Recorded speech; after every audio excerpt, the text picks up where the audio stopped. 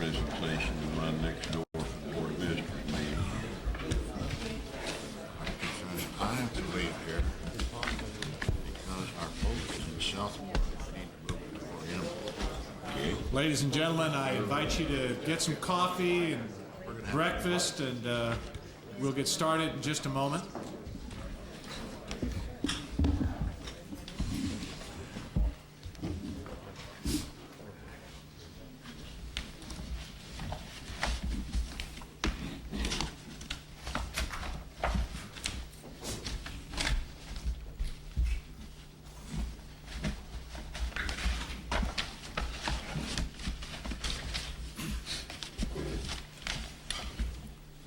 Welcome back to our conference, and I'd like to remind you that in your packet of materials there is an evaluation form, and I really do solicit your comments. As I mentioned yesterday, we try to make this conference, and this is our 13th, better every year so that you will enjoy it more and we can fix any things that you think are not the way they should be.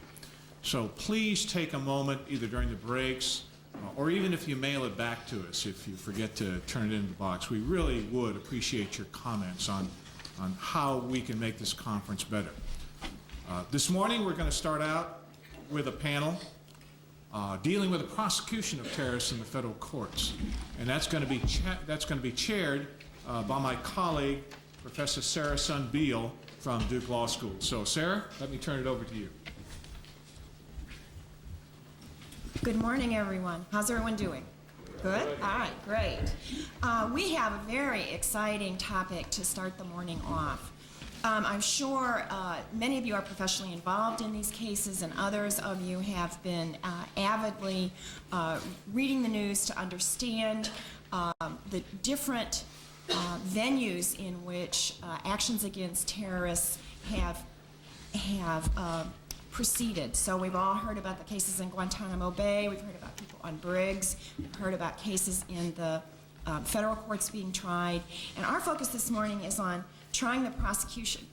prosecuting cases of alleged terrorism in the federal courts. And we want to think about what's distinctive about those cases, what are the special problems, and of course that relates then to the ability of our normal judicial system to be able to handle these cases, which then obviously has implications for whether such cases can be in fact successfully brought into this system, whether people can be held accountable for serious charges, whether those who might be innocent who have been charged in such cases can correctly be found not guilty. So we have a terrific panel to discuss these issues. And rather than give you a long description of their biographies, we're going to choose to use the time for discussion. So I'm just going to very briefly introduce them from this order on the table, and they will be speaking in that order as well. So the first speaker is Karl Metzner. He's a federal prosecutor who has handled both important terrorism cases, lots of other kinds of cases, white-collar cases, gang cases, and so on. And I'm proud to say that he's a Duke Law School graduate, and I knew him when. But he has handled a lot of these cases and can really draw on those experiences to highlight what it is that's distinctive about terrorism cases and what prosecutors have to do to handle those cases, what issues they perceive. Sitting next to him is my colleague Mike Tigar, who's been visiting for several years at Duke Law School. We are just thrilled to have him not only teaching our classes, but interacting with us. And in his other life, he actually acts as a defense lawyer, both again in terrorism cases and or cases, I think as he would say, of alleged terrorism. And in other kinds of cases as well, so that his comments on the special problems perceived from the defense perspective in these cases will be enlightened not only by his work on many of these high-profile cases, but also the comparisons he can draw to other kinds of prosecutions. Then on their left is Chief Judge David Sentelle from the D.C. Circuit Court of Appeals, which has had many high-profile cases, and Judge Sentelle has really, I think, taken the lead on many important issues in this area and thought a lot about these issues. So we're delighted to have a judicial perspective. When you look at it from the court's point of view, what are the issues posed? What are some of the things we should all be thinking about? And batting cleanup is my dear friend and co-author, Professor Norman Abrams of UCLA School of Law. Professor Abrams is the author of the first casebook on federal criminal law, the first casebook on the law of terrorism. He has been a pioneer in thinking about the kinds of issues that are posed in terrorism cases and in what trade-offs we might have to make in order to get the procedures right for terrorism cases, and whether those should be generalized across the courts or whether this is really something unique, and whether we can handle those, again, in the normal Article III federal courts. So without further ado, I'm going to ask Mr. Metzner to kick things off, and I'm going to invite all the panelists to either sit there if they would choose, or if it's a little more comfortable standing up here, then that would be great too. And we're going to run through the panel once from this side to that side, have a little interaction among the panels, among the perspectives they've heard, and then we're very excited to hear your comments. I hope you're as good as you were yesterday, because you had some really good questions yesterday. And so be alert here and be ready for your chance. So, Karl. Thank you. It's a pleasure to be back here at Duke. As Sara said, I have a hard time calling her Sara. I keep calling her Professor. But I was a Duke grad, and it's always a pleasure to get to come back down here.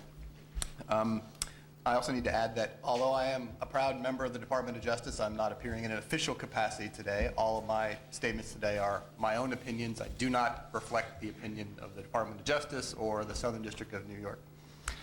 Our office, the Southern District of New York, has a long and distinguished history of prosecuting terrorism cases. It goes back several years to what we now have to call the first World Trade Center attack back in 1993.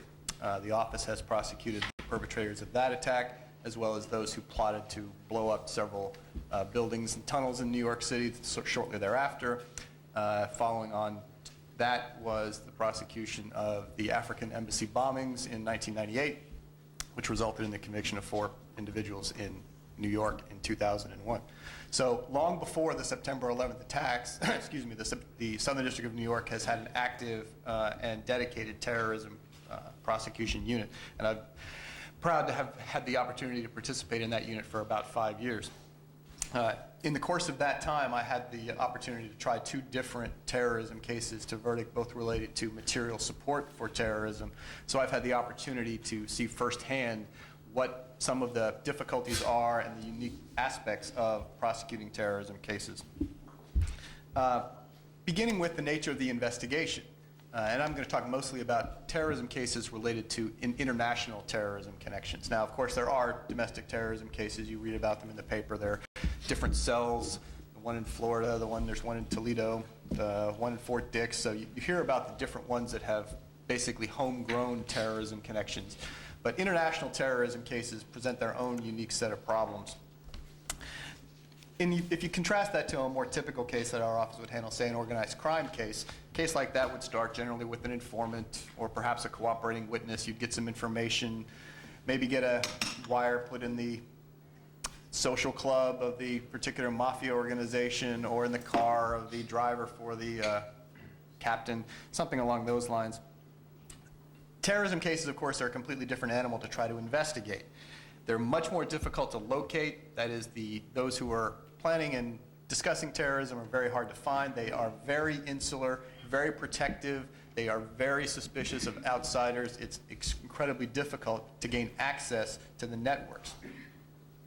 So the international cases also present a particular dilemma for domestic prosecutions in that the information that you may have learned is often based on intelligence information. That is, you may have very good information that suggests that an individual is involved in terrorist activity, but it comes from an intelligence source. And because it comes from an intelligence source, it can't be used in any sort of court filing, not putting aside using it at a trial, but even in connection with something like a search warrant affidavit or a wiretap affidavit. Intelligence information is basically prohibited from being used in those situations for a lot of good reasons.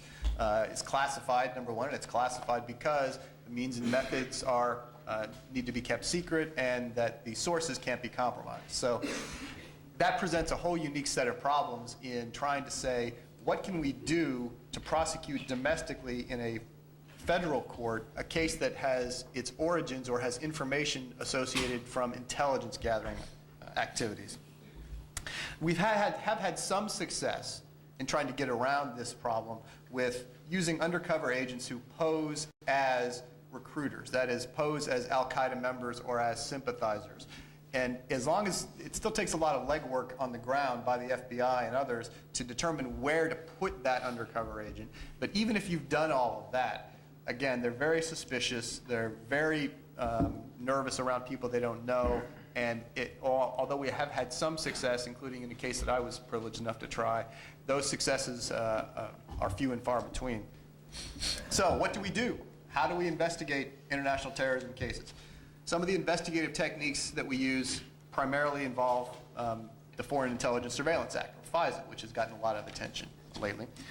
You're certainly more likely to have FISA intercepts when you're dealing with a foreign terrorism case because of the nature of the allegations. That is, if in fact there's concerns that someone has been plotting an attack against the United States, then it's entirely possible, if not likely, that FISA intercepts have been used to try to monitor their activities. As I believe the panel talked about yesterday in detail about how FISA works, but the short version is that the individual being surveilled as an agent of a foreign power, then that's when FISA comes into play.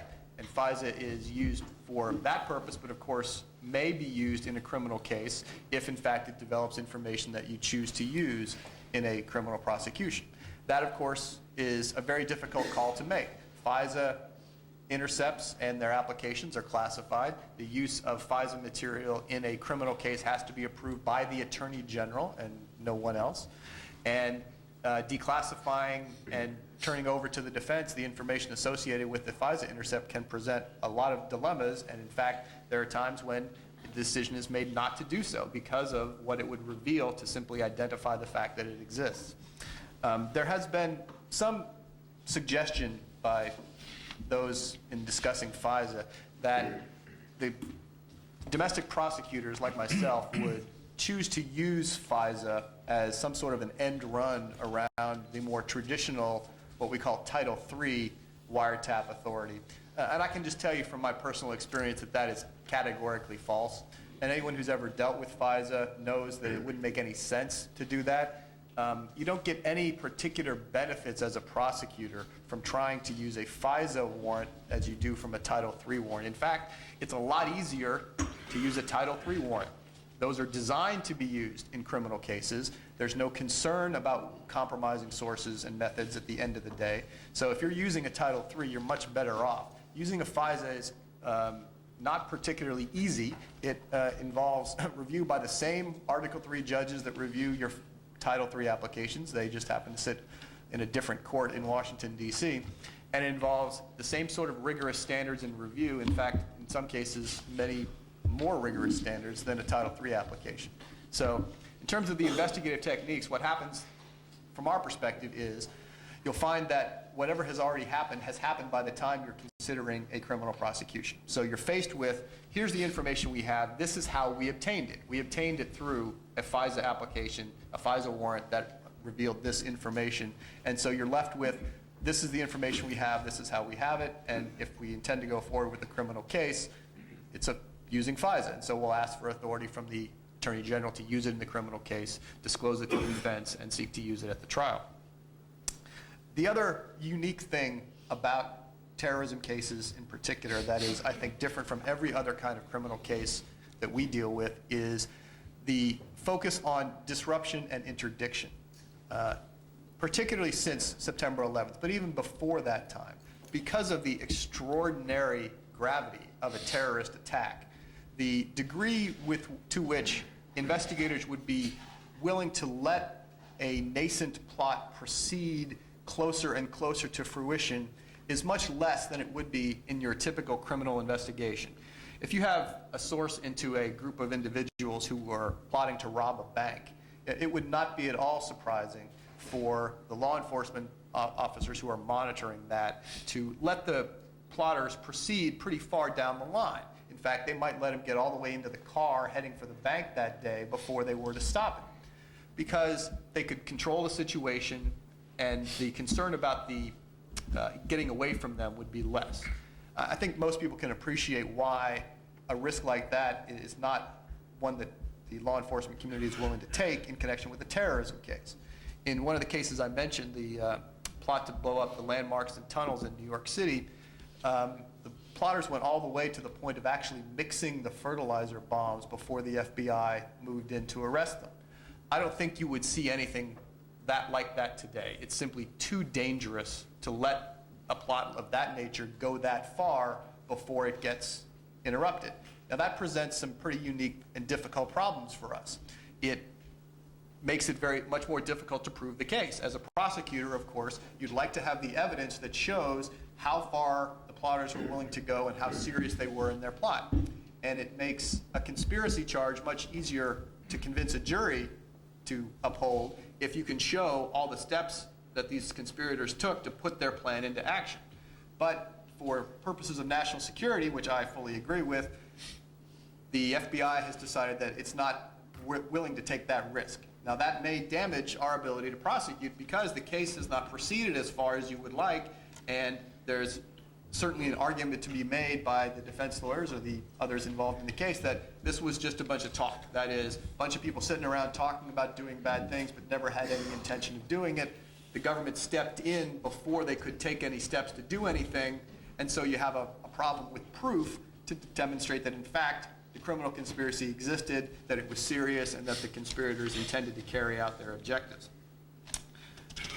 Another investigative technique that was used particularly in the aftermath of the September 11th attacks was the use of material witness arrests. Now, this is not authority that the government took upon itself after the September 11th attacks. It's a statute that's been around since 1789, I believe, when the first Judiciary Act was passed.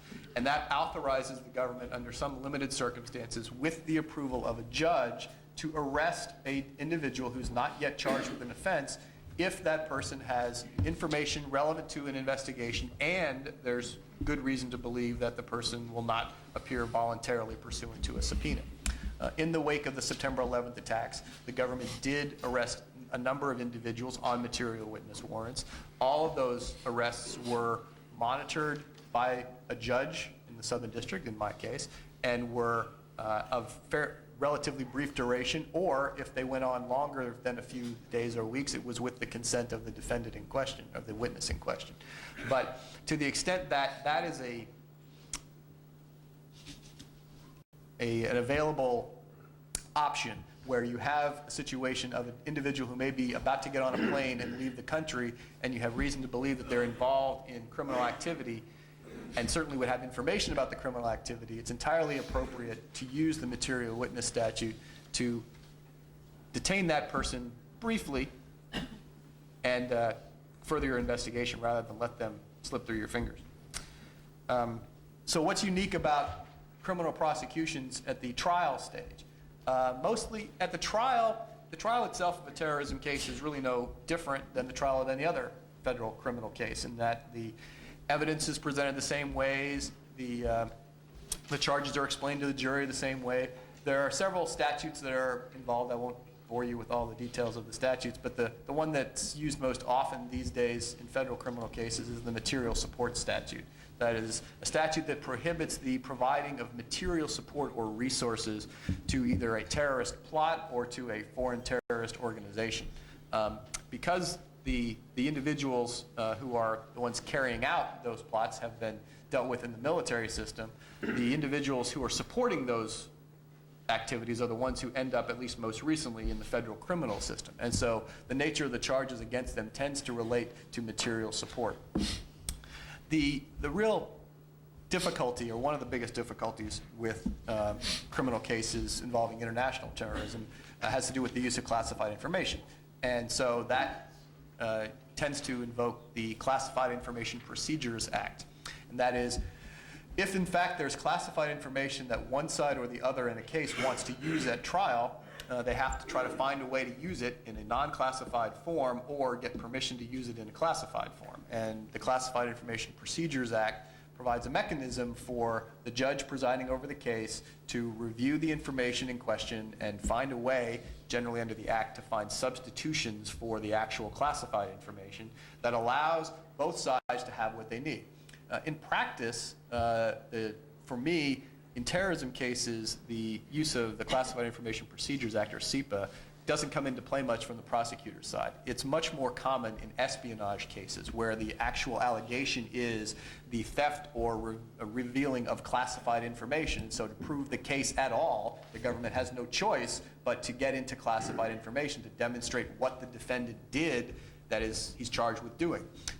In terrorism cases, it seems, in my experience, that CIPA is actually invoked more by the defense than by the government. That is, the defense has been provided with some form of classified information in discovery that it would like to use on its own behalf at trial and would like to find some way to make it usable.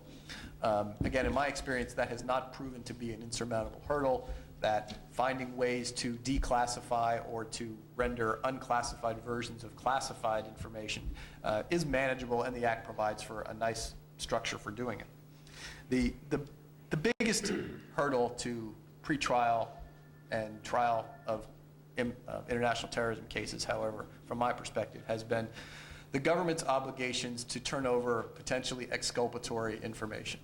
And the reason this is a hurdle, I think, can be explained from, say, my bank robbery example. If a bank robbery occurs and 6 or 7 witnesses are present to identify or describe the perpetrator, and 5 of them describe a 6'4" Caucasian male with sunglasses and gloves, and that an individual like that has been arrested. But one witness says that the perpetrator was a 5'9" Hispanic female. You obviously have an obligation as a prosecutor to make that information available to the defense, because the defense could choose to argue that, in fact, the perpetrator was somebody else. It was this 5'9" female who actually committed the bank robbery, as opposed to the 6'4" man who's been arrested. And in most cases, that's a non-issue for the government. You simply identify the witness, provide the information to the defense, and the defense chooses to make whatever of it they wish. And that's the government's Brady obligations. That is, anything that is materially exculpatory to the defense, the government has an obligation to turn over, as well we should. In the intelligence realm, when you have a foreign intelligence-related case, or you have an international terrorism case that relates to material associated with intelligence gathering, it changes the dynamic dramatically. If, in fact, you decided to prosecute a high-level terrorist suspect in the United States domestically, there is no question that that individual would have been the subject of intelligence gathering by our intelligence community. There would have been interviews conducted of his cohorts. There would be source material obtained. There could be all sorts of investigative techniques used overseas to gather information about the terrorist in question. And the government's obligation would be to sort through this intelligence, this intelligence information to determine if, in fact, anybody said anything inconsistent with the government's theory against this particular defendant. So, for example, if a fellow terrorist was being interrogated and simply denied categorically that he or any of his colleagues were involved in any sort of bad activity, and one of his colleagues was facing a criminal charge in the United States federal court, the government would have an obligation to find some way to produce information about that to the defense. And now, the risk of doing that can be dramatic because of it requires you to necessarily acknowledge the presence of the information, acknowledge that it was obtained, possibly acknowledge the source of the information, all of which can be detrimental to national security. And so it presents the government with a very difficult choice, which is, how do we deal with the obligation that we have to ensure that every criminal defendant has the exculpatory information that they're entitled to under the Constitution to use to defend themselves, versus potentially compromising intelligence sources and gathering. And that, I think, is the Gordian knot that's very difficult to cut, because there's really no good answer. For those who advocate prosecuting all terrorists in federal court, I've not yet ever heard a workable solution to this problem, because it simply would require the compromise of dramatically large amounts of intelligence information just to ensure that the defendant had the opportunity to review it. And then that would trigger the following result, which is the idea that the defendant would say, this individual says that I'm not guilty, so I want him to appear as a witness in my trial. And the compulsory process clause of the Sixth Amendment provides every criminal defendant the right to have witnesses brought on their behalf to testify. Well, that, again, presents some rather unique problems in international terrorism cases, because it suggests that the government would be obliged to bring terrorists from overseas into the United States to appear as defendants in criminal trials on behalf of charged terrorists. That is a difficult problem. It was dealt with in the Moussaoui case in the Fourth Circuit by, as well in the case that I tried, by allowing the defense to introduce substitutions, that is, written statements of these individuals, rather than forcing them to appear personally. But it's a controversial practice. It's one for which there is no easy answer, and one that, again, presents, I think, intractable problems for prosecuting high-level terrorism suspects in the United States. So that's just a few of the issues that are presented here. I don't want to monopolize the time, because we have some very distinguished panelists who can shed more light on these processes, but I appreciate your attention. Mike, I think it probably looks a little different from the defense side when you think about the special issues. Can I stand up here? Absolutely, absolutely. Since you're so short, you really need to stand up. Right. Thank you. Good morning. I've written out my initial remarks with a somewhat broad perspective as an open letter to the President-elect, whoever that may be. Dear President-elect, I've been asked to write you a letter about trying terrorism cases in our federal courts, and for a longer discussion, see my book, Thinking About Terrorism. I'm a lawyer. I've represented people charged with conspiring to commit political violence. I've tried a general court-martial. I've represented thousands of victims of terrorism, and I've been a member of the prosecution team in a major international terrorism case. I've worked with movements for change in South Africa, Eastern Europe, and Latin America. I've learned that respect for basic principles of fairness and government accountability are essential to the credibility and effectiveness of any system that calls itself criminal justice. Even now, as international tribunals are working on issues of terrorism and human rights, the documents that establish and regulate these bodies recognize that national courts are the first line of defense. Your first task as president must be to make a sharp break with the policies of the past 8 years and to redeem the promises that the Constitution and fundamental principles of transnational law indisputably make.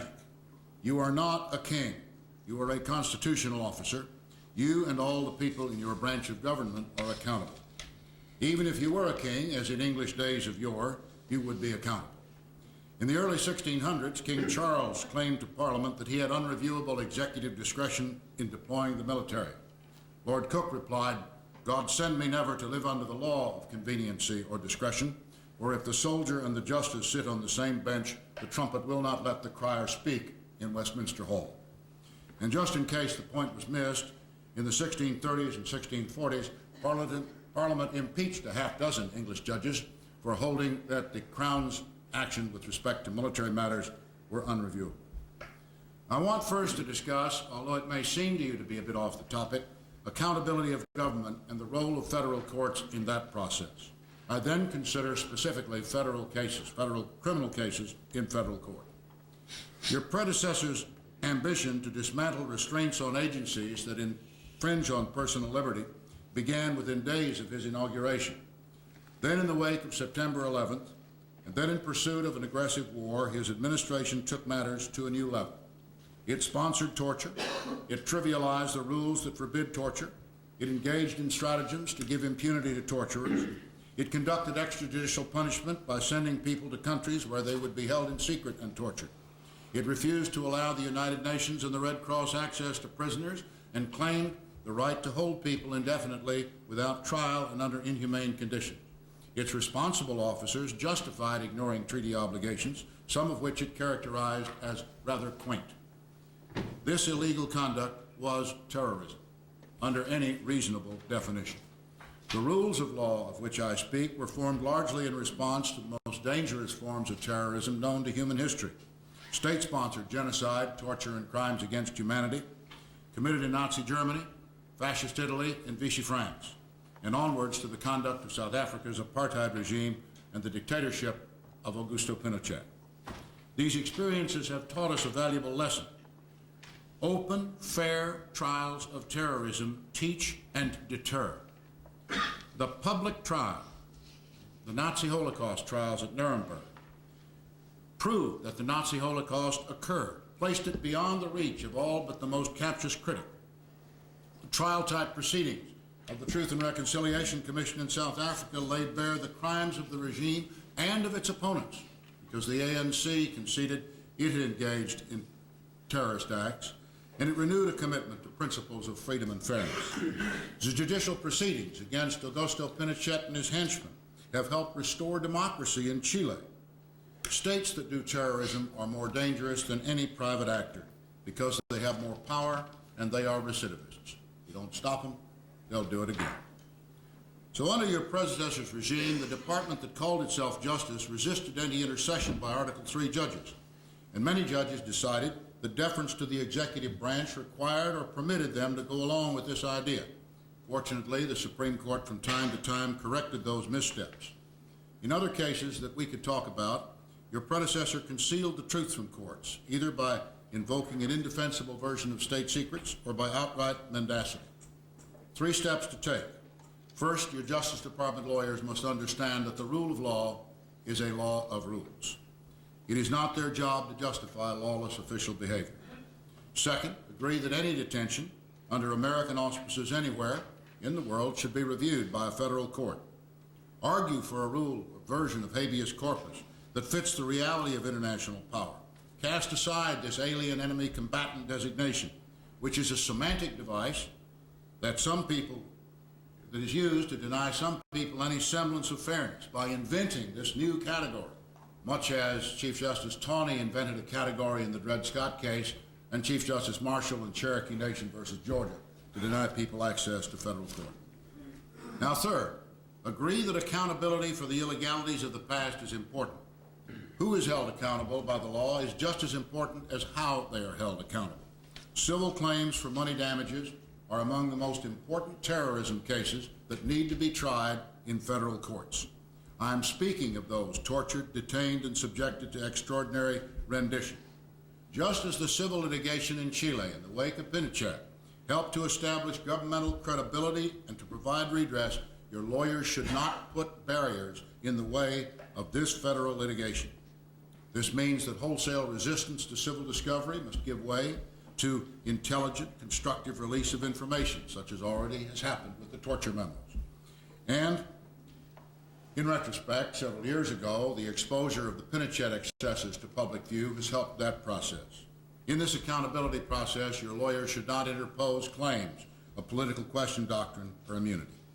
This robust crop of federal civil cases will promote accountability and a perception that you take an even-handed approach to wrongdoing, but with private counsel taking the initiative. Now, having established the credibility of a system of criminal justice that calls itself criminal justice, what do we do about these Guantanamo and other detainees who are believed to have committed crimes? A principled response requires us to think about the function of the criminal law. Those who wrote the Constitution knew that the trial of crimes against the state, national security offenses, presented the truest test of a sovereign's ability fidelity to the duty of fairness. In a national security case 60 years ago, learned hand wrote this: "Few weapons in the arsenal of freedom are more useful than the power to compel a government to disclose the evidence on which it seeks to forfeit the liberty of its citizens. A society which has come to wince at such exposure of the methods by which it seeks to impose its will upon its members has already lost the feel of freedom and is on the path towards absolutism." And he wrote that in a Cold War national security case involving the most important secrets that the United States had to protect. Justice Jackson echoed a similar warning based on his experiences at Nuremberg. Chief Justice Warren in Robel and Justice O'Connor in Hamdi have spoken to the same effect.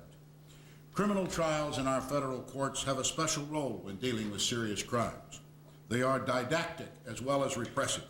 Public trials show us state power exercised responsibly so that we may have some confidence in results. The constitutional paradigm is when you arrest somebody, he or she deserves an Article III court hearing on the basis for detention, and that obligation follows the flag. If there is cause for detention, the next step must be a trial at which the state's evidence is tested as to its legality and sufficiency. Regimes that do not follow these rules become international outlaws. A military commission trial proceeding is not a trial. It is a device to cover up torture and unlawful detention. It is presided over by people who have no pretense to impartiality, and based on recent evidence, its very existence is a product of political maneuvering rather than rational consideration.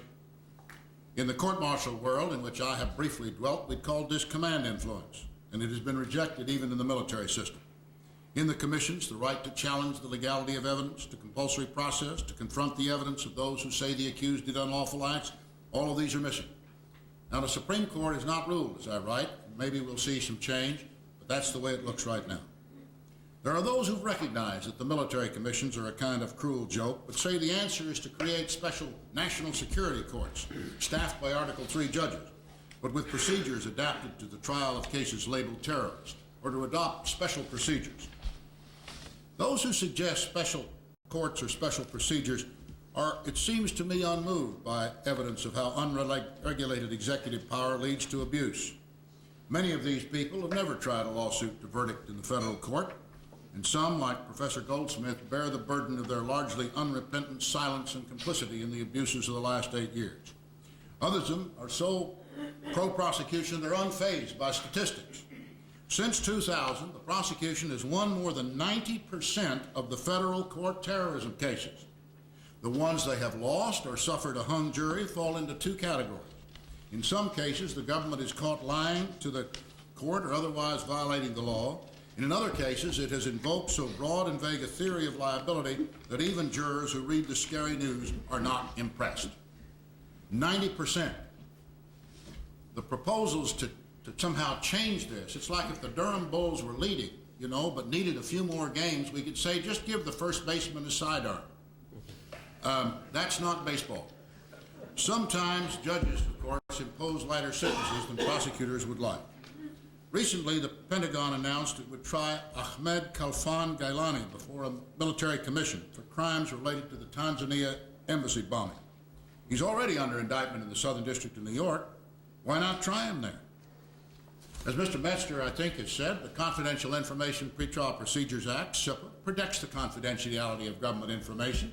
It can also be used when exculpatory evidence is sought, and I've litigated those very questions at length in front of a federal judge under those procedures, and I think effectively. Under FISA, the process for challenging government illegality is surrounded with provisions that keep the surveillance approval process secret. Now, when you get to court, jury selection is weighted in the government's favor as it now stands. There's an anonymous jury. The prosecutor can usually get that. The joinder of defendant rules permit the prosecution to lump together people with widely different stories and conduct into a single trial, which increases the chance of conviction. And judges like Leonard Sand and John Coder, before both of whom I have appeared and for each of whom I've known for more than 30 years, have shown the world they can preside over these trials with equanimity and in the process command the respect of the world. The substantive laws prosecutors invoke, conspiracy, attempt, those in the terrorist context are so broad, even compared to traditional conspiracy law, the prosecution has an extra advantage. Unless there be an error here, they do get convictions in those cases. What more advantages? What special procedures do the prosecutors want? Does anybody believe that welcoming a defendant and a jury into something that is called a terrorism court preserves the presumption of innocence? Oh, I know. No jury's ever been willing to return a death sentence in one of these cases. But even General Mukasey points out that that probably isn't a good idea anyway. Now, let me refer to FISA for a minute here. It's the outgrowth of espionage cases, in one of which I was counsel. And the reason that government didn't like FISA was that we kept finding that the old Title III warrants were accompanied with illegality whenever we would litigate them. Well, a brave attorney general named Edward Levy, the father of our dean, refused to allow Gerald Ford to conduct warrantless electronic and physical surveillance. It took Griffin Bell to agree to that, and he came back from a weekend spent happily at the Kentucky Derby and authorized a surveillance, having before him all the paperwork except what we would be accustomed to call probable cause. In order to avoid litigation of that, in part, this Congress passed FISA. Well, contrary to some people's experience, FISA is the FBI's darling. I've been there. It permits the FBI, and the statistics show it, to avoid the Title III requirements to get warrants, even though they contemplate a prosecution in which United States persons are going to wind up being defendants. So, when I describe prosecutions in the Southern District, and I comment on the faults of FISA, I have one purpose. We know why your predecessors don't want court trials. They want impunity.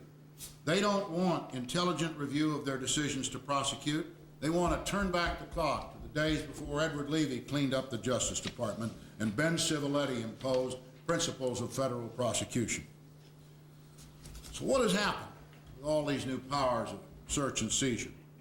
No sooner does Congress grant the FBI's request for more power than, by golly, they've gone 10 yards beyond what was authorized.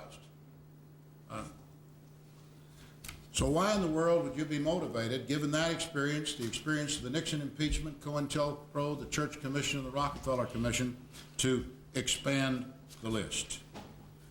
Now, President-elect, you've studied the wrongful conviction innocence project data. It's relevant. The death penalty is reserved for the most serious, the most heinous crimes. Yet precisely because those crimes are serious, police and prosecutors rush to judgment in order to assure the community that all is well. And having decided who is guilty, they feel justified in suppressing evidence of innocence. The lesson here should be clear. The number of actual innocence cases in these most serious crimes teaches us something.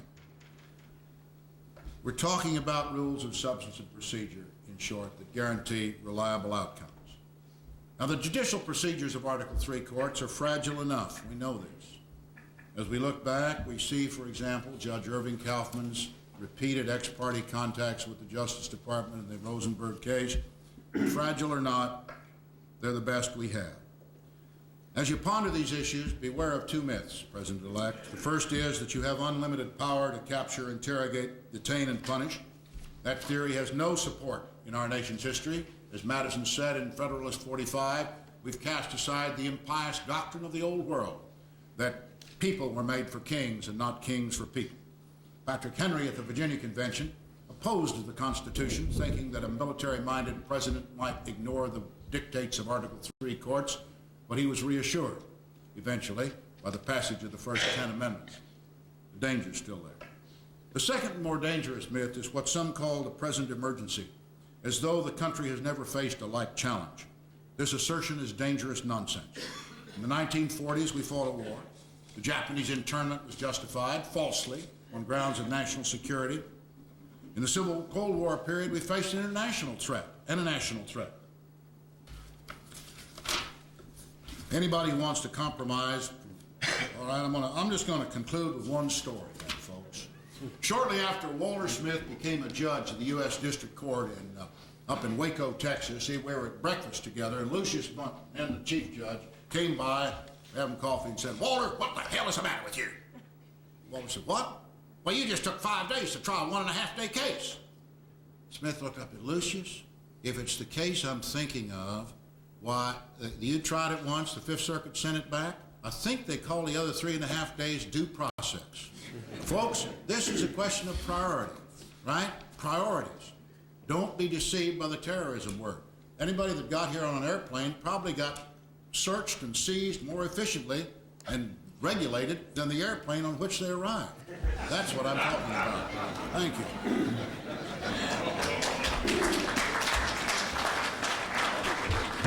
I'm going to exercise the moderator's priority.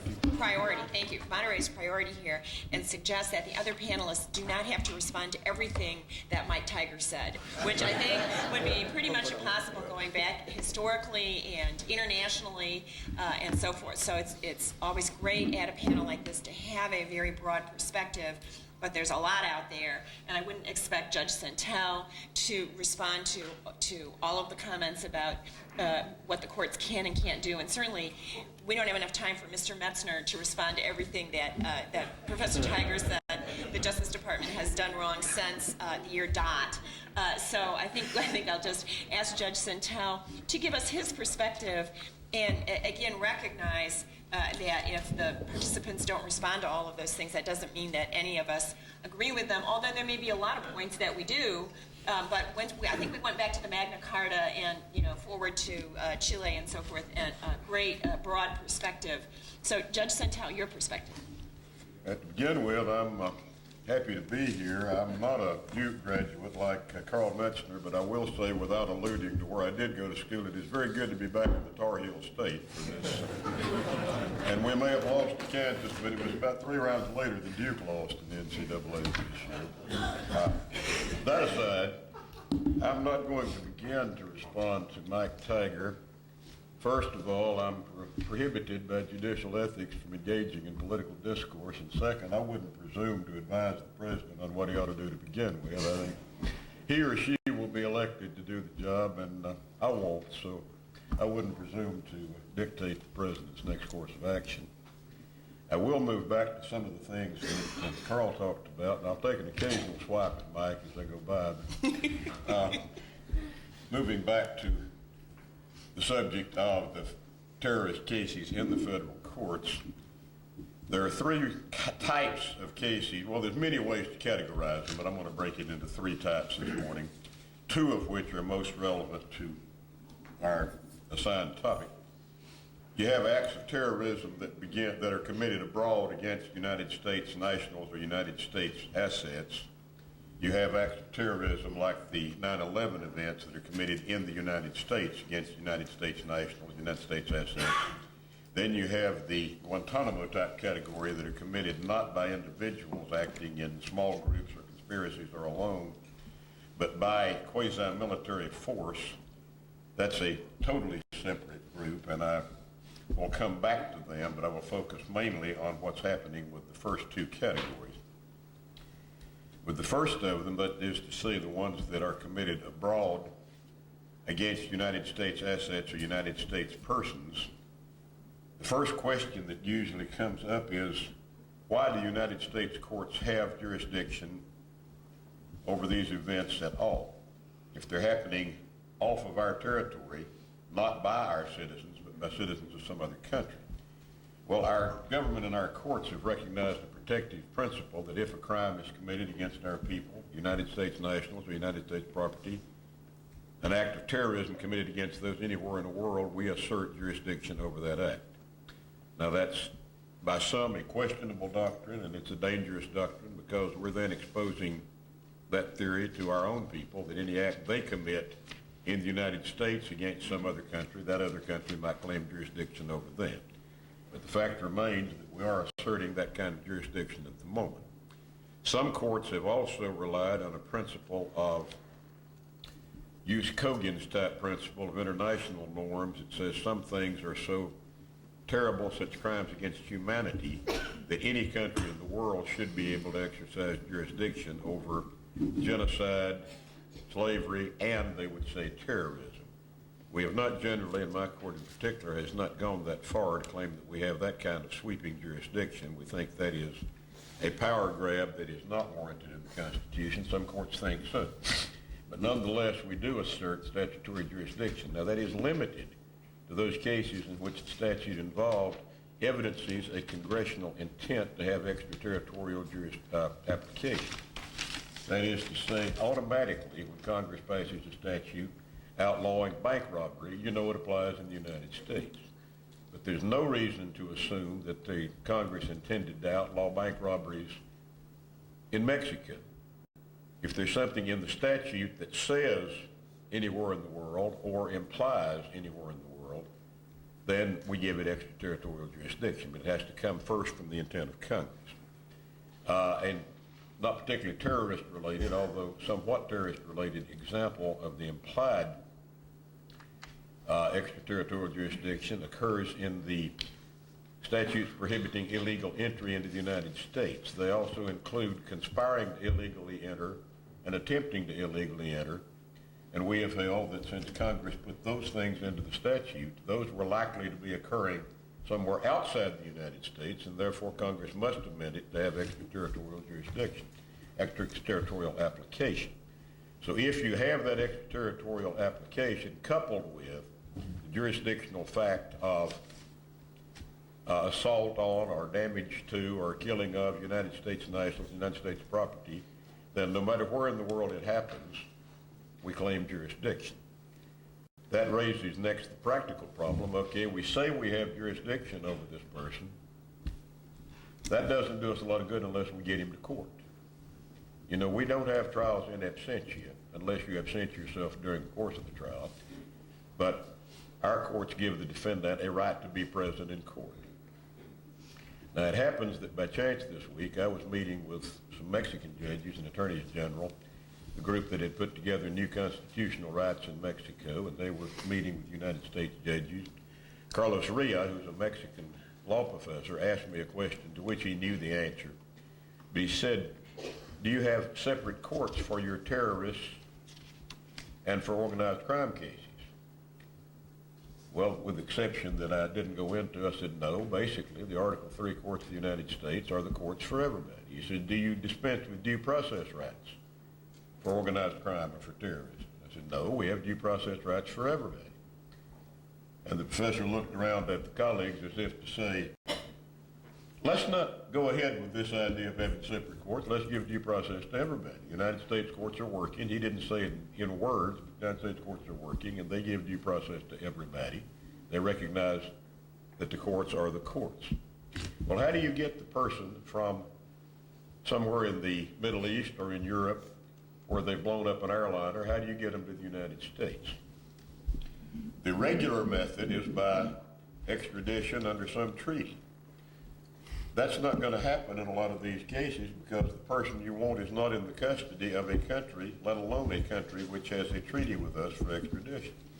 When it does happen, that is a process in which there are certain limitations on what you can do. It has to be a specific extradition. You can't just go to the government of India and say, we want this person brought back to the United States so we can figure out what to charge him with, what to try him for. And remember, the extradition may be used not only where the crime occurred abroad, but also where somebody has shot some CIA agents in Northern Virginia and fled to Pakistan, and we need to bring him back.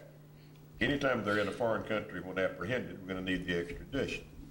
It has to be a specific extradition. You have to say what it is you want him for, what you're going to try him for, and when you get him here, that's all you can try him for. You can't bring him in under an extradition warrant for shooting the CIA agents and then try him also for robbing a bank when you get him over here. And it has to be a crime where there is a duality, where the country from which you're extraditing him has the same criminal offense that we have on our books. We have trouble in the organized crime cases with something called RICO, the Racketeer Influence Corrupt Organizations Act, because most countries are wise enough not to have that particular act. And so we have to pick out, our prosecutors have to pick out something much more specific to try him for if they're going to get extradition. But that extradition is available only when some other country has him and when it's a country with which we have extradition treaties. Suppose instead nobody has him in custody, he's still roaming around organizing his terrorists in some other part of the world. Then you get into the first place extraordinary rendition, what sometimes is called, with reason, Israeli extradition, where you go into the third country and grab him and bring him back here. Now, I think Professor Silliman is going to be speaking on that later in your seminar, so I'm not going to go very far into that, but there is a gray category in between represented in Fawaz Yunus that you and I were discussing before the seminar began. Fawaz Yunus was a terrorist. Remember, Islamic terrorism did not start with 9/11. It did not even start with the first World Trade Center bombing. It's been going on for some time. Fawaz Yunus was arrested in the late 1980s, and how he was arrested was he was caught in a drug sting where the FBI operatives with CIA intelligence had learned that he was trying to trade in drugs to fund his terrorism operations, and they set up a drug sting in international waters. So when he was protected by no other country, they were able to seize him, bring him back to the United States. Next question, well, is that lawful? Does that violate his rights in the United States? The answer was, from my court, no, it doesn't. It doesn't matter how they got him. We didn't say there was anything wrong with the way they got him. We said, he's here. It's not under an extradition warrant where there are limitations. If he's here, he can be tried. He came back to our court again on an interlocutory appeal under CIPA. Now, that Classified Information Procedures Act, I'm going to go into just a little further than Karl did. Now, that is set up to cover the situation in which the prosecution intends to use, or the defense wants to use, or at least have access to classified information. It provides for a hearing for the federal district judge. Notice has to be given of what the subject is that's going to be covered. A record has to be made. And at the end of that, if the judge finds that the classified information is material and relevant to a point in the defense, then he orders that the government either produce it to the defense for the use which is appropriate in the case, or that certain other remedies may be employed, the extreme one of which is the case is dismissed.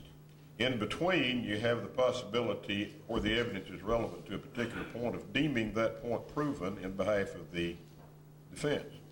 That is to say, if the defense wants this evidence in order to prove that he was in a certain place at a certain time, then the judge is going to instruct the jury that it is conceded by the parties that Fawaz Yunus was in Mexico on November 5th of 1989, or whatever the evidence is purporting to be relevant to for the defense. Short of that, he can also rule that substitute evidence is to be produced. That is to say that instead of the classified information, which may reveal sources and methods of intelligence gathering, that the prosecution provides a summary, the equivalent of that evidence in some other form. That may be held by the judge to be sufficient. Eventually, as I said, he may dismiss a count to which the evidence is relevant, or the whole case if it's relevant to the whole case. Now, this is one of the few times in the criminal law when you can have an interlocutory appeal. For those of you who are not attorneys, I'm referring to an appeal where there has not yet been a trial and judgment in the case. And in the case of CIPA, you can even have the appeal in the middle of the trial if the question arises for the first time while the trial is ongoing. So it can come to the Court of Appeal if the trial is ongoing. In any circumstance, the CIPA interlocutory appeal is to be given priority and handled expeditiously. If it's in the middle of the trial, then it has to be heard within 4 days of the appeal. I mean, the trial stopped. Jury's off, kept in a hotel somewhere.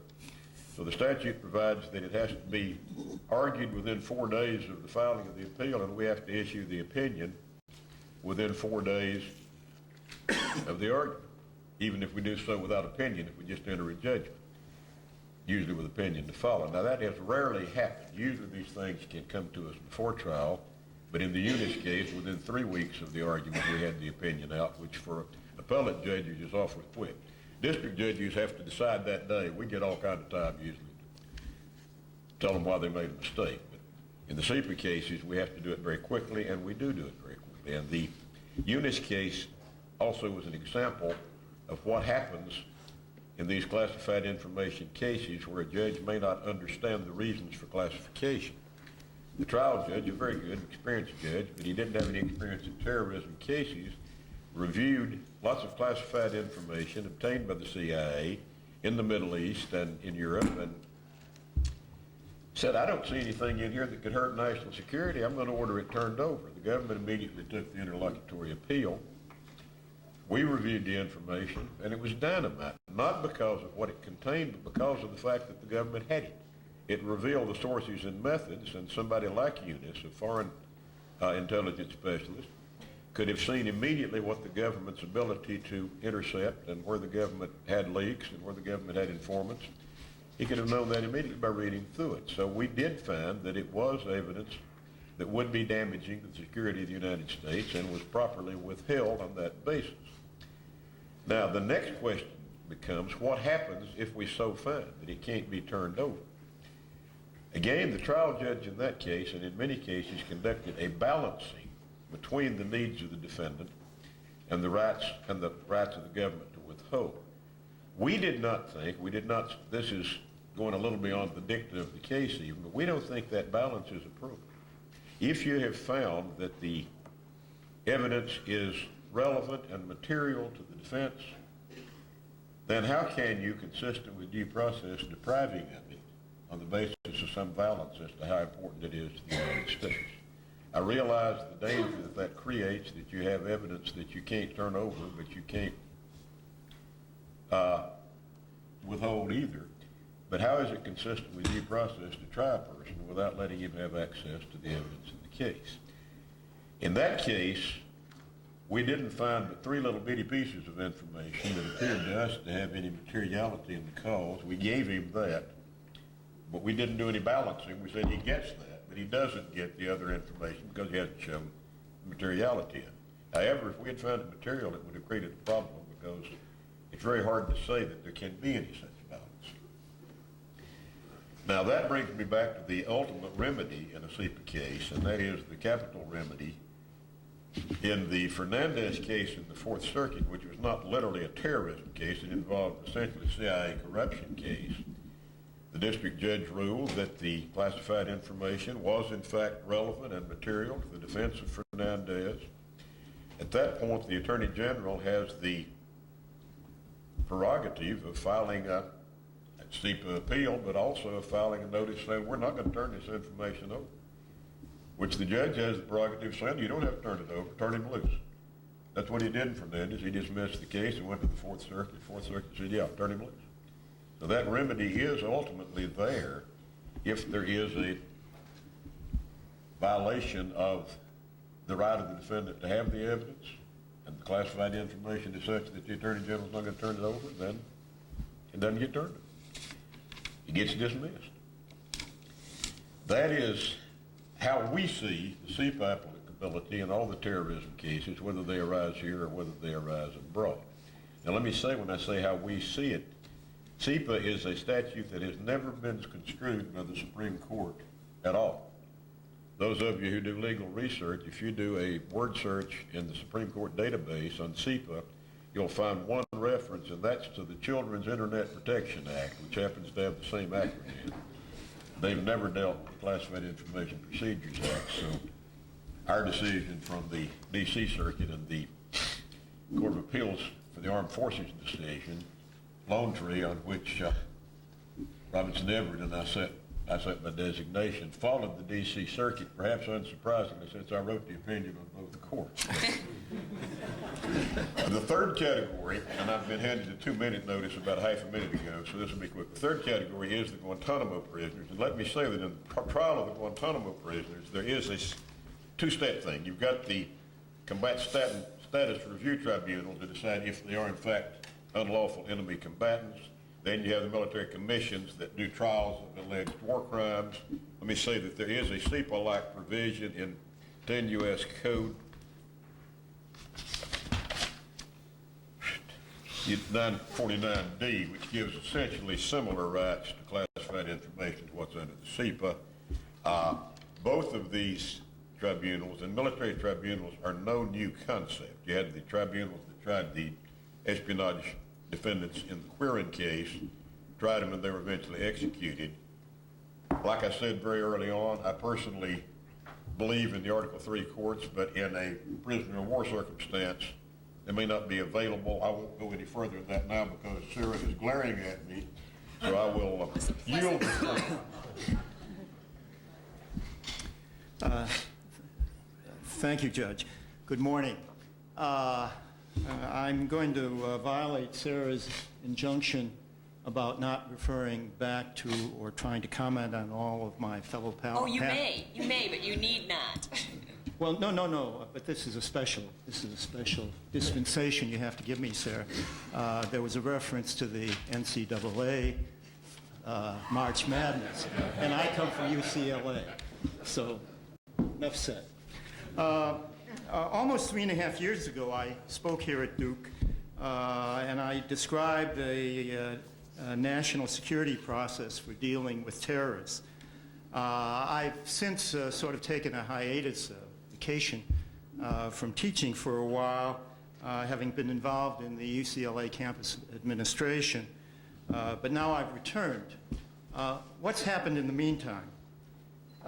In addition to many new cases and statutes and hearings, a striking new development that's occurred in this last 3-year period are proposals that have been previously referred to that have been made by scholars, attorneys, and even by a distinguished jurist, Michael McCasey, who subsequently became Attorney General of the United States, to establish a national security court. And there's been kind of a small national debate on the merits of these proposals. Conferences have been held to discuss them. What I spoke about 3 years ago has some features in common with these proposals. But I want to highlight at the outset some differences between my views today and what has been proposed. Many of these proposals contemplate that a national security court would have a general power to preventively detain individuals, including persons seized in the United States. I believe that giving such a body or creating such a power of preventive detention would take us down a very dangerous path. Although I'm going to talk about a very narrowly circumscribed power of preventive detention in a few minutes, a general power of this sort would be susceptible to being misused and abused. It's the kind of power, I think, that you find in regimes that we don't want to become. The National Security Court proposals, for the most part, would establish a special civilian court that would replace the military enemy combatant military commission system and have a broad jurisdiction also to deal with terrorists, suspected terrorists in the domestic United States. A principal rationale for applying it in the U.S. Seems to be the concern that our ordinary courts and processes are not well adapted to dealing with terrorism prosecutions. In my view, what the proponents of the National Security Court proposal are trying to accomplish amounts to trying to kill two birds with one stone, so to speak. They want to replace the military process applicable to the Guantanamo detainees, which has not been working very well. And they want to provide an alternative to civilian criminal prosecution in our ordinary courts. I believe that it's a serious mistake. I would even describe it as a fatal flaw to try to accomplish those two purposes through a single proposal, through the establishment of a national security court. Inevitably, the logic of such a proposal, because in part it's replacing the military commission, it would replace the military commission process, which involves, the military process does involve a kind of indefinite detention aspect. The proponents are thus driven by that logic to giving the special court a general preventive detention power. I think that's a mistake. My focus today is on whether special rules are needed for dealing with terrorists arrested in the United States, both aliens and citizens. And in fact, I want to look at how we should deal with future cases involving individuals similar to Zacharias Moussaoui, Richard Reed, Jose Padilla, and Ali Salah Kala-Amari. I want to put the Guantanamo detainees cases aside. I think they present a different set of issues. And whatever changes we were to make regarding the handling of terrorists in the United States, this would obviously require carefully crafted legislation by the Congress. While it could turn out to be desirable to establish a national security court to deal with terrorists in the United States, I also believe that it's a mistake to begin with the idea of a national security court. One could end up there, But you first have to figure out what kind of procedures or what kind of procedural changes you need, if you need any, and then decide on whether it makes sense to establish a special court or some other way of handling those special procedures. To do otherwise, I've used the killing two birds with one stone. I'll use another old saying of putting the cart before the horse. I think that would put the cart before the horse. The claim that our civilian courts are not well adapted to handling serious terrorism cases has already been alluded to by some of the panelists. It's an arguable issue. I want to talk about certain ways in which our normal procedures don't quite work, are not quite adequate. But I don't think that the procedural argument, the adequacy of the procedures in normal courts, is an adequate justification for setting up special procedures. I think you need a stronger justification. That's a weak justification. A stronger justification is also something that's been alluded to today. The potential risks of terrorism that we face today, I believe, are arguably different from anything this country has faced in the past. And here I certainly agree with my colleague, Mike Tigar. What's new is the lethal combination of committed ideological terrorists who are prepared to cause catastrophic destruction, and also the fact that weapons of mass destruction, nuclear, chemical, and biological, are available. And there is a risk that they would fall into the hands of terrorists and be used against our society. That's not the kind of risk we faced in the past. This is different. This is qualitatively different. The basic rationale that I would advance for dealing with terrorists especially is to try to reduce the risks as much as possible of this kind of terrorism, consistent at the same time with maintaining our essential, basic, fundamental freedoms. I believe that there is enough room in the rules that we currently apply to permit making some changes for a limited category of cases that would result in improving our capability to prevent terrorism, serious terrorism, and without changing basic freedoms. It's this bit of additional room that I think needs to be captured. The primary goal in adopting a system of special rules should be prevention, therefore, or interdiction, as Karl mentioned. Two types of prevention. General prevention, which involves efforts by law enforcement to obtain information in advance of terrorism events to enable them to intercept potential perpetrators, and specific prevention, which involves apprehending terrorists, prosecuting them, and convicting them. I want to focus now just on a few problem areas. The general prevention, obtaining information to prevent terrorism, involves the kinds of ways in which the FBI and other agencies obtain information. One of the striking things about the FBI that is rarely noted is for the entire country, there now are about 12, 13,000 agents. For the entire country, there are about 40 or 50,000 police in New York City. That makes for a nice comparison. We get along with a very small law enforcement arm. Now, there are good reasons for that. We don't want a national police force. We don't want policemen on every corner. That's a hallmark of a different kind of regime than we have, different kind of government than we have. But in order to permit this very small police arm to operate effectively, they have to use a lot of different techniques that sometimes create civil liberties issues. I believe that a system of detention for investigation is warranted. Now, in the wake of 9/11, as Karl mentioned, we used material witness arrests. We used the broadened powers that the government has under the immigration and laws relating to aliens.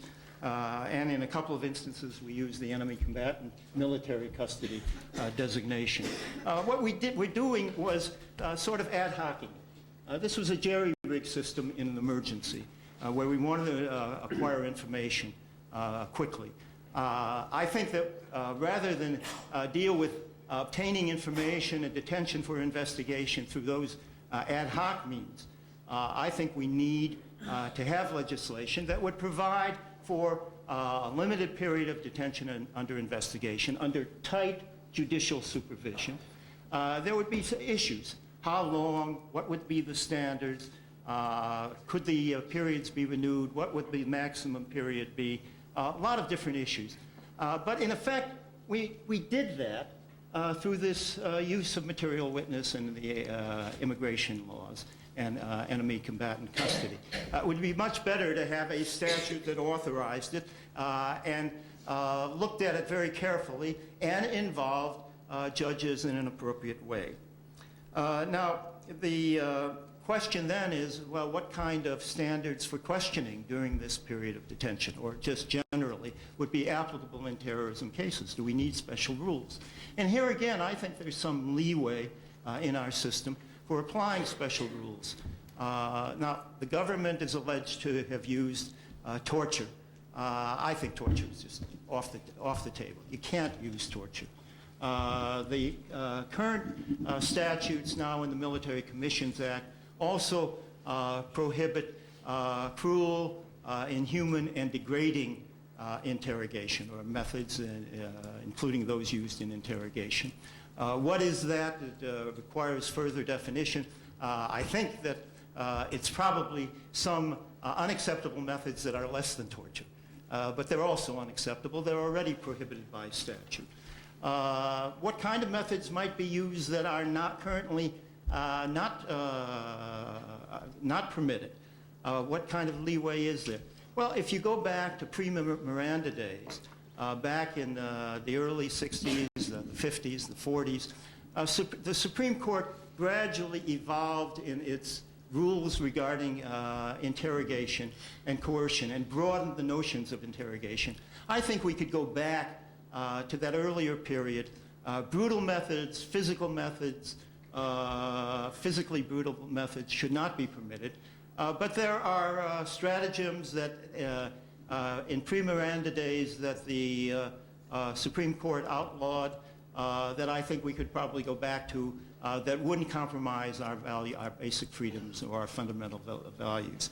What about the Miranda rules? I would not apply the Miranda rules in a serious terrorism case. I think they're very good rules in normal criminal cases. They're prophylactic rules. They're useful. They're important. But I don't think we need them. Would I give access to counsel in a terrorism interrogation, which is one of the elements of the Miranda rules? No, because a lawyer is going, any good lawyer is going to try to stop the interrogation. Would I give access to the lawyer in connection with the detention proceeding? Absolutely. Even a terrorist suspect and defendant needs an attorney in such a proceeding. Now, let me turn to the criminal prosecution, the trial. What kind of special rules there?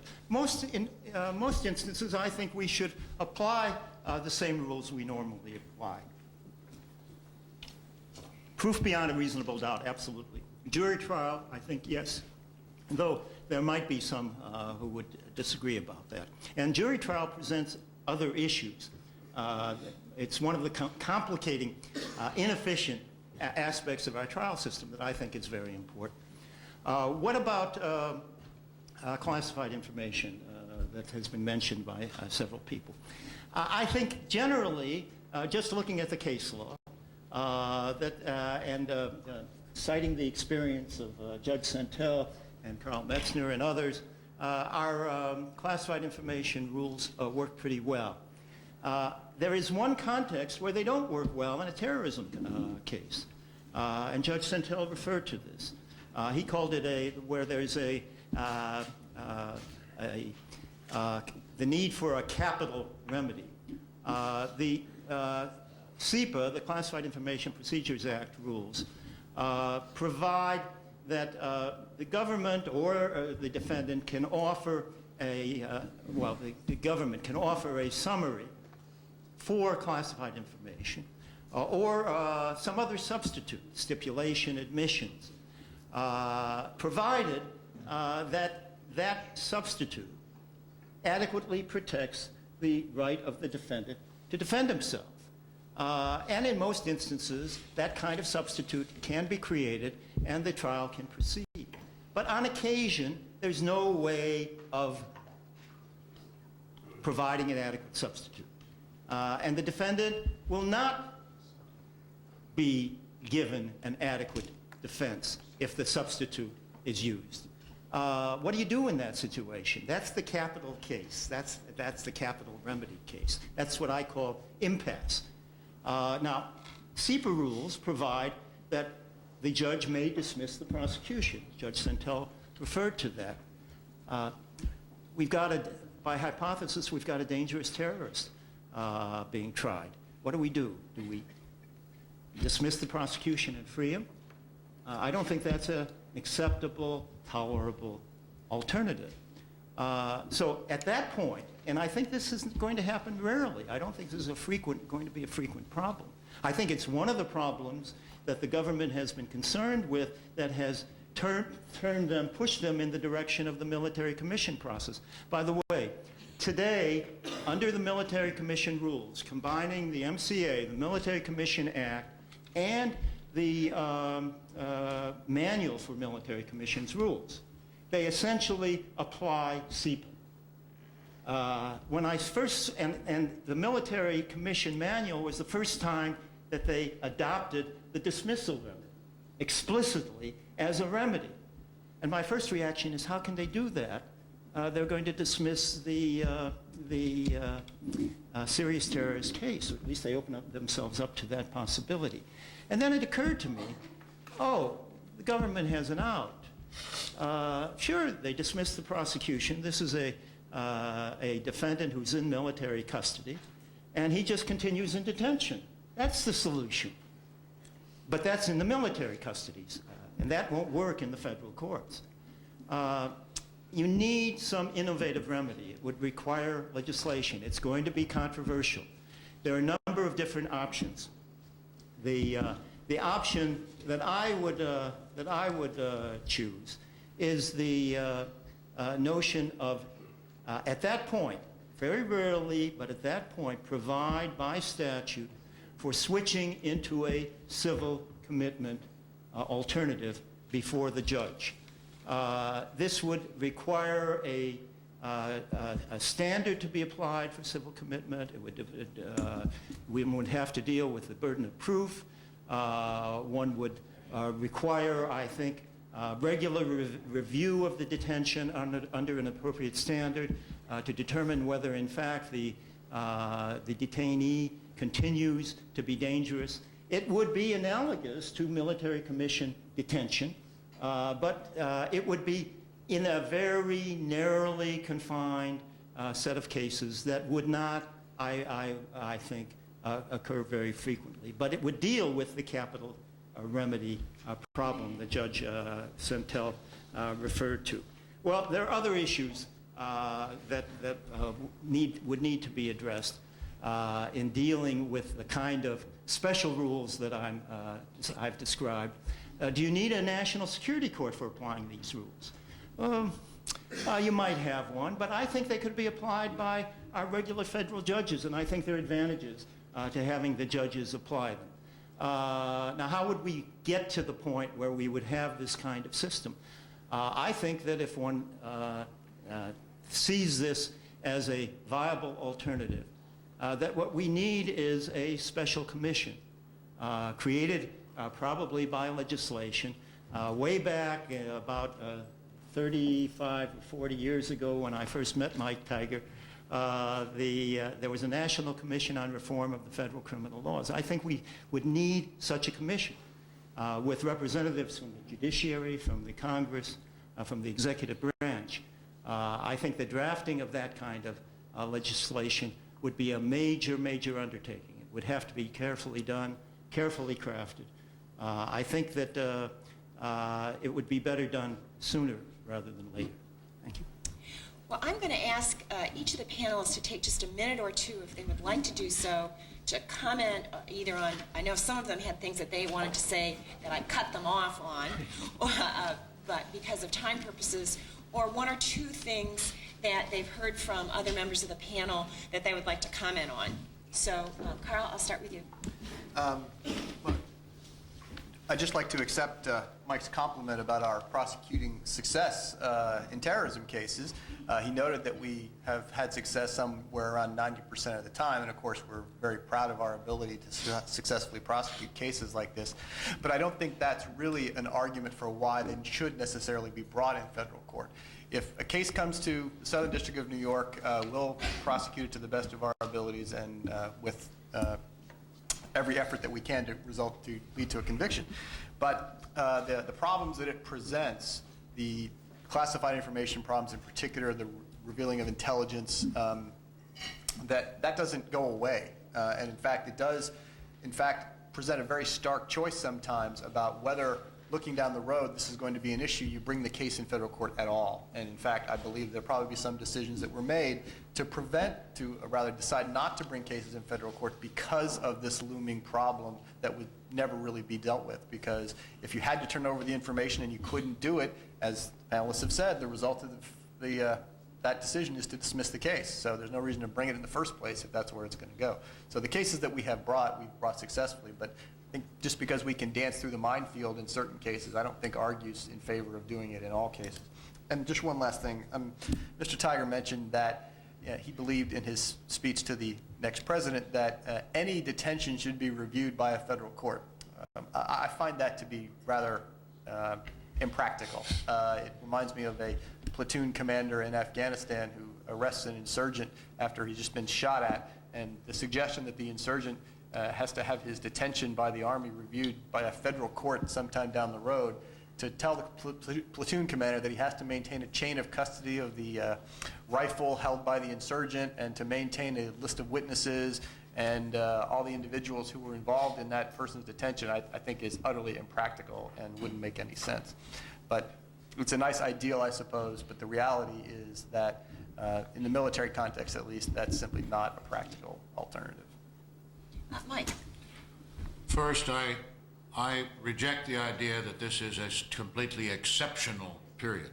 I encourage you to read Benazir Bhutto's book about the roots of Islamic anger to get some perspective on this. And I encourage you to read the Communist Control Act of 1954, which dealt with the problem of sabotage, nuclear sabotage, the risk of terrorism, and all of those various things that were thought to be, which are now said to be new. We've been dealing with these things. The second thing I counsel is that if you are going to consider exceptions to, let's loosely put Miranda, some of the things I think Professor Abrams seems to suggest might well run afoul of the definition of torture as defined by the European Court on Human Rights in the two Ireland cases, and we really need to look at those international standards. With respect to the detention review position, what happens in the field of battle, well, let's just put that to one side. I'm talking about the people who are gathered up as at Guantanamo, who've been there a long time, some of which were turned in for money. Those are the kind of cases I think we have to address, not what I think are the relatively marginal ones. And finally, disclose or dismiss.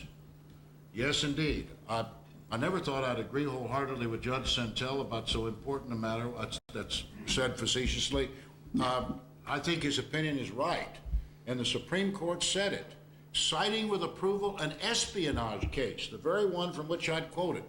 Dennis versus United States, 384 U.S. 855. It's at page 871 or 72, and it's a footnote that cites two Second Circuit cases, both of which are disclosed or dismissed cases, and the Supreme Court has never retreated from that. I will say that there's a little comfort about SIPA because the regulations under which district judges operate were actually drafted by the Chief Justice of the United States. So the Supreme Court has been involved in the actual physical business of how the evidence gets to the judge and how it gets reviewed. Norm. Excuse me, I Sentelle, I'm so sorry. I'm so sorry. I would disagree with Mike as to whether or not this is a new circumstance. We've had two classic paradigms, the criminal justice system and the prisoner of war system, to deal with persons who are dangerous to the United States. Criminal they both worked well in their paradigm.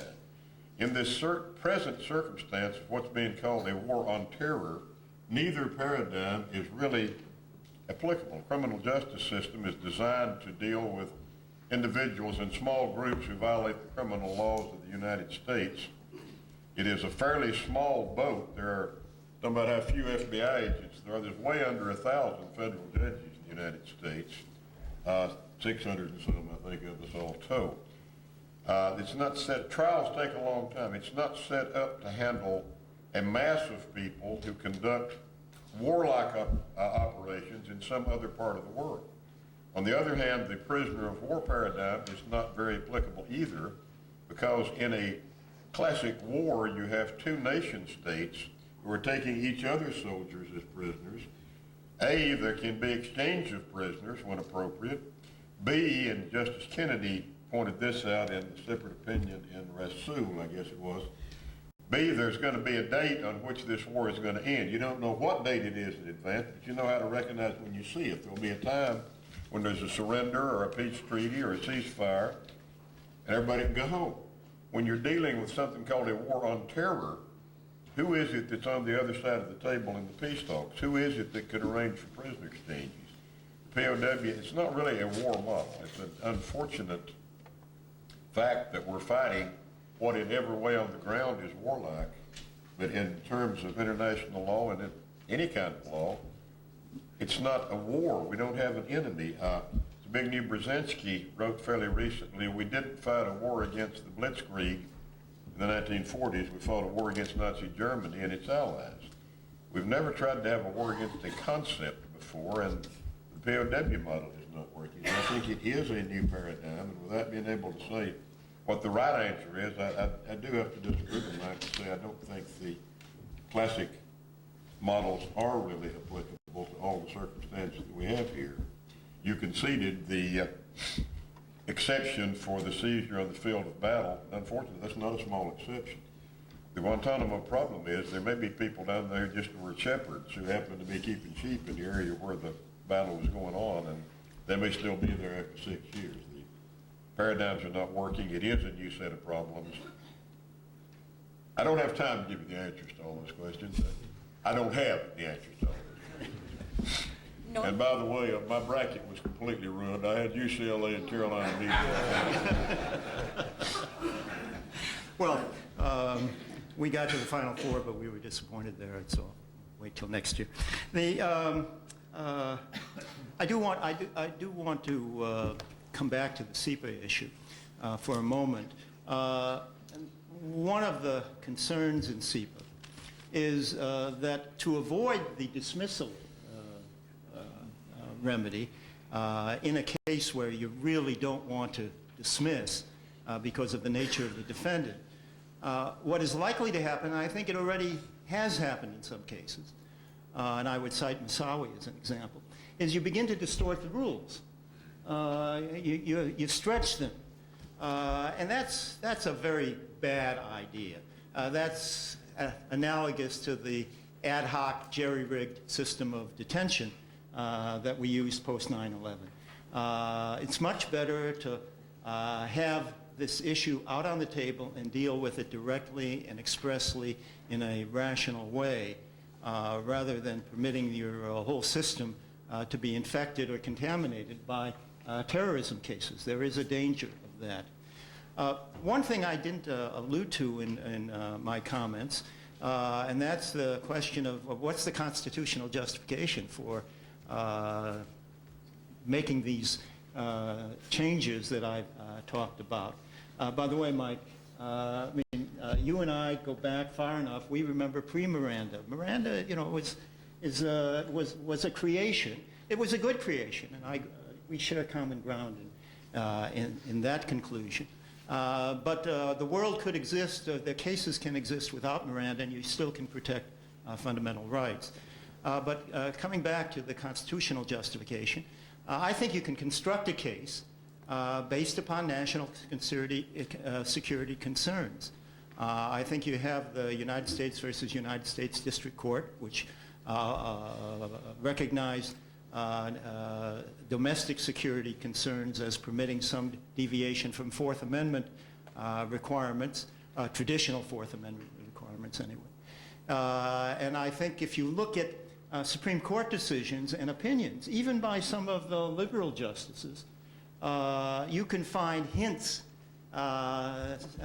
ideas in footnotes that support the notion of some innovative approaches for dealing with terrorism cases. I think the court itself has expressly recognized in several cases the fact that terrorism cases present some different issues. So now is the time for all of you to get a chance to ask your questions. We've got mics down here, and the mic is coming to you in the third row here. And once you get the mic, if you would just say your name as well as ask your question. Hello, I'm David Luban. I have a question about sources and methods. It seems to me that the big problem is that there are two different things that get lumped together. One is, it seems to me, the paradigm example of the kind of information that needs to be kept secret, and that is, for example, if there are intelligence sources whose lives or whose families' lives might be compromised if they were revealed in a court case. And it seems to me that it makes perfect sense to worry hard about how to protect that kind of information. The other is methods, when the methods include torture or abuse, either by the United States or by United States allies. And it seems to me that there is very little justification for trying to keep that secret. Now, the Military Commissions Act, it seems to me, does not deal with this in a satisfactory way. It forbids the introduction of tortured evidence. It permits the introduction of evidence if the government disputes whether the method was torture or not, which, as we know, includes all of the methods that the United States has used. And third, it allows, if the defense is trying to make an inquiry into this, it allows the prosecution to shut off inquiry into the sources and methods, and the judge has no discretion about whether or not to do that. Now, that means that evidence can be introduced at military commissions that was obtained by waterboarding, by cold cell, long time standing, including by witnesses who, because of the other protections, aren't going to be there to be cross-examined, and the prosecution can shut off all inquiry into that. Now, that strikes me as a completely unsatisfactory situation, particularly because I don't see what the justification is for trying to conceal those methods. The argument that has been made often is, well, you don't want the enemy to find out what methods of interrogation are being used because then they'll train against them. But of course, when the methods are those that are already known all over the world, then it's too late for that. That cat is already out of the bag. And the idea that people can be trained to resist torture is extremely speculative at best. So it seems to me that here the justification for confidentiality is extraordinarily weak, and it disturbs me that we might have statutes that under the heading of sources and methods both allow us to conceal the legitimate things, the identity of agents, and the illegitimate things, that a witness is testifying whose statement is being introduced as evidence, who was waterboarded into making the statement.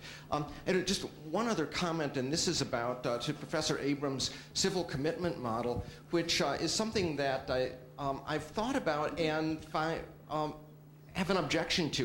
And the objection is that in the case of those people who are civilly committed because of a mental illness that makes them a danger to self or others, we understand that there is a standard when they get their periodic reviews for when they might be released.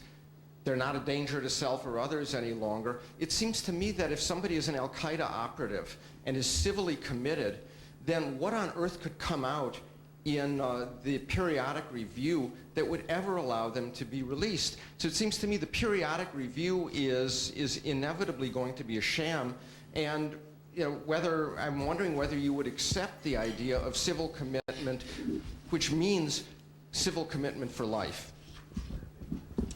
So, Norm, do you want to take that last point first, and then we might have a response on the CIPA issue? Yeah, I mean, one would have to work out the details here. My thinking at this point, and I'm not sure it's in concrete yet, is that you might set up a system where the judge, one of the issues for the judge in civilly committing would be to take a look at whether or not, taking into account all the evidence in the case, both the classified and the unclassified, because the judge would have access to the classified, would the defendant, would the individual have been subject to conviction? And if so, that would be the standard to be applied in the civil commitment. Now, if one pursues that logic one step further, you might also impose in the civil commitment process a maximum limitation that would be the maximum penalty that the defendant would have been subject to in the original trial. The problem with going down that route, there is a problem. There is a legal problem because there is case law in the civil commitment area that looks at the question of whether the purpose of the commitment is punitive or non-punitive. And if you go down the route I've just described, there's a danger that the court might view this, in fact, as being simply a punitive proceeding. These are issues that would have to be wrestled with. And I'm not sure how a court would ultimately deal with the punitive issue, but there are paths to be explored here. Can I make just a comment about the SIPA thing? See, SIPA could be an effective remedy, Professor, for that. I mean, we hear a lot about, gee, these trial procedures are complicated. I just finished a 10-year litigation. There's 10 million documents in a civil litigation. So the idea that litigation is complicated, I don't think should scare us, right? I mean, a 6-month antitrust trial is about as complicated as you get. But I've had SIPA cases in which we did want to challenge sources and methods. Where did they get this? Can we litigate it? And so what happens is the DOJ, the U.S. Attorney's Office, under the Chief Justice's regs, brings the things into the district judge. He starts reading. He then issues an order. I need more. I can't tell from this. And then finally makes a determination as to what we're going to get so we can litigate legality.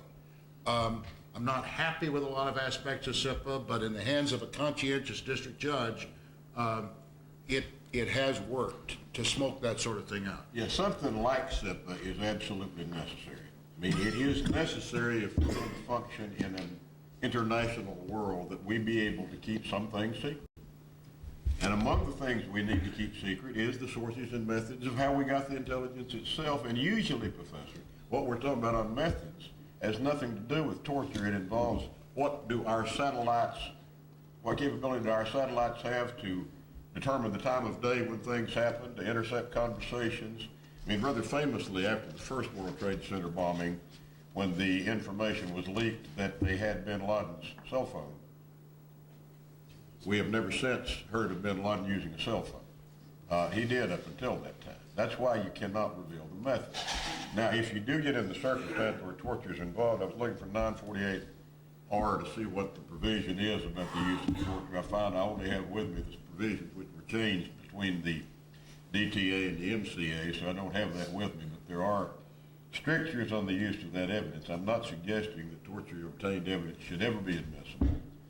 I'm not suggesting that torture should ever occur. But it isn't just, this sources and methods is not designed, it's been around longer than the allegations of torture have. And it's not designed to protect torture. It doesn't create the problem of the torture. That protection of sources and methods has to be there.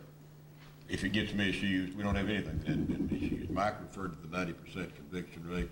Karl's proud of it, and he should be. But if the system's working perfectly, it'd be 100% conviction rate. Because innocent people would not be charged in the first place. Because people assume the case is not prosecutable wouldn't be charged in the first place. If it were working perfectly, it'd be 100% conviction rate. If it's 90%, it's working pretty good. Norm, I think I could see from your body language you had one more little thing to add here to this. Well, I want to make a comment. I've been talking mainly about the ordinary U.S. district trials. I want to make a comment about the Military Commissions Act and the Military Commissions process.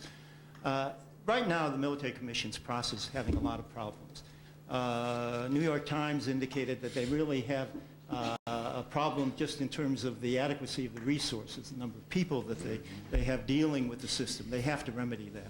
But a lot of, in my judgment now, the Military Commissions Act and the manual have made great strides in clearing up a lot of issues and making the process more rational and sensible. But they still have a lot of problems procedurally because they're dealing with practices and conduct that occurred earlier before there were adequate standards. These are problems, you might call them transition problems. Until they clear up all these transition problems, it's going to be a very difficult process. Once they reach the point where the standards in the Military Commissions Act are applicable and being followed, I think the process will work much more sensible. Other questions? Over here, the mic's coming to you. Just a basic question. Who vets the judges, U.S. attorneys, and I don't know if defense counsel ever look at the classified information that's being reviewed? Who has a national, do the judges, federal judges, have to have a national security clearance? At what level? Are you privileged to have compartmentalized intelligence for your review? I don't know how any of that part works. There is a rig of the handling, but as far as your broader question, the general opinion in the intelligence community is that when federal judges have gone through the process of becoming federal judges, that is to say, reviewed by an administration and by a Senate, that you then are a person who is worthy of having access to all the information, which you have a need to know. Now, the Supreme Court Chief Justice's regulation puts the need to know in, just like your classified standards in executive branch access. So we have what amounts to a super need to know, including compartmentalized, if that case involves compartmentalization. There is not generally any re-investigation of the judge done. I discussed this with Stan Sporkin, the former general counsel of the CIA, and CIA adopted, I think, the correct position that it is not appropriate for one party to litigation to be investigating the judge who's going to be hearing the case. So we are treated as having whatever clearance we need for that case. Now, anecdotally, there have been instances in which the Department of Justice has asked chief judges, please do not assign Judge X to any classified information cases because we have information that he is not worthy of security clearance at that level. I do not know that that has ever occurred. I hear anecdotes of it. The general rule is, just as the president himself has the ability to classify information anywhere he wants it to be, and he doesn't need to have a clearance to look at all of it, if we have a need to know, we don't either. Now, we handle it under the Chief Justice's regulations, and they do include the need to know. If our staffs are going to see it, assistant U.S. attorneys are going to see it, then they do get updated clearances. And we are asked at times to take read-on briefings when we're looking at compartmentalized, but we can't be required to. And some judges, including me, take them. Some judges, I don't want to name them, don't. But we have access on a need-to-know basis to anything. The full regulations are in USCA.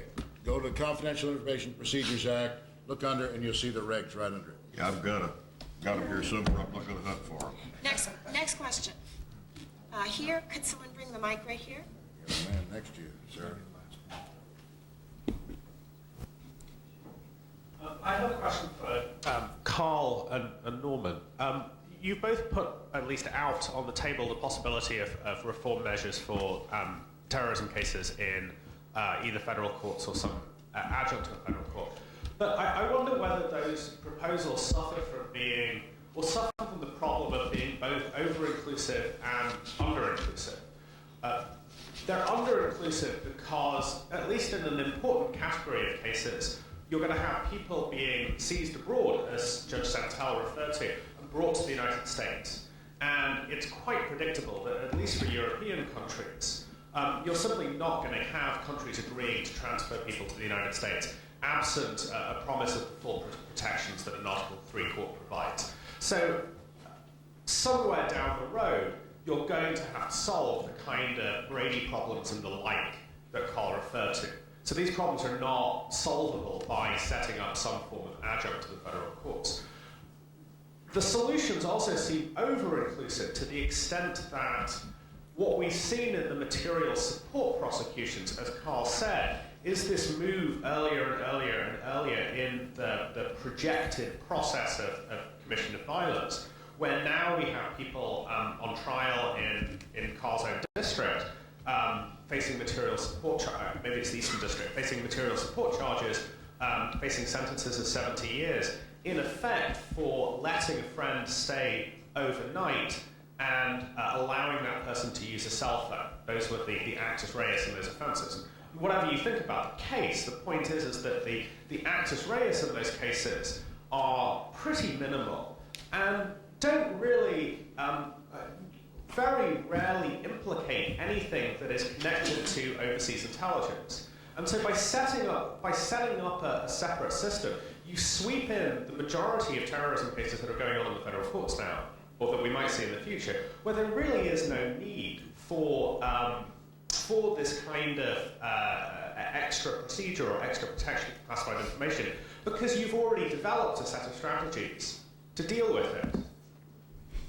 I guess I just want to make clear that I didn't propose a solution, and the reason is I don't see one. I recognize the problem, but Brady, of course, is a due process requirement, so that any court constituted under the Fifth Amendment has to provide due process, and honestly, I don't see how whatever court we create avoids the requirements of due process. So if Brady is required by due process, and due process governs whatever court we create, then the same problem, I believe, is going to arise in any other court.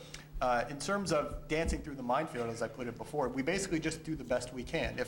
If the decision is made by the executive to have a case brought as a criminal prosecution as opposed to handled some other way, we'll handle it as best we can, and we will do it consistent with our obligations to protect the defendant's rights. That will involve almost certainly, in a case like you're talking about, invoking SEPA, going to the court, identifying the material that we believe we have some obligation potentially to produce, advising the court in an ex parte in camera proceeding, giving the court the opportunity to review it. You asked about clearances. The judge's law clerks have to be cleared, and every once in a while one gets cleared and the others don't. They have to be careful about which one they can show it to. I have security clearances, and if I need to review something in particular to a case, then I'll get an enhanced compartment or something if necessary for a particular case. That's how they deal with it. But I don't know what the answer is. All I know is that's the problem that I have encountered in bringing these cases. And the disclose or dismiss dilemma, I believe, is informing the judgment in advance of whether to bring it in the first place, because looking down the road, people who have dealt with these issues see it coming, and there's no point in even starting down that path if that's where we're going to end up. Scott, I know we're running out of time, but I want to comment just a minute on something that Karl alluded to there about the law clerk clearances. That does come back to a question that was asked over here earlier about access.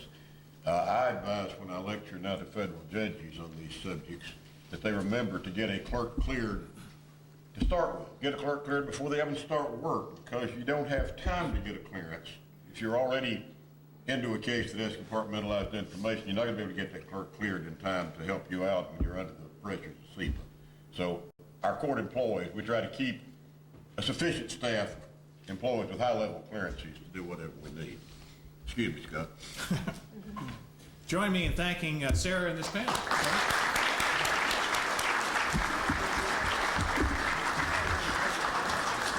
Gentlemen, pleasure, Karl. Judge? Norman? You know, when I was a state judge, I used to have to sit on this and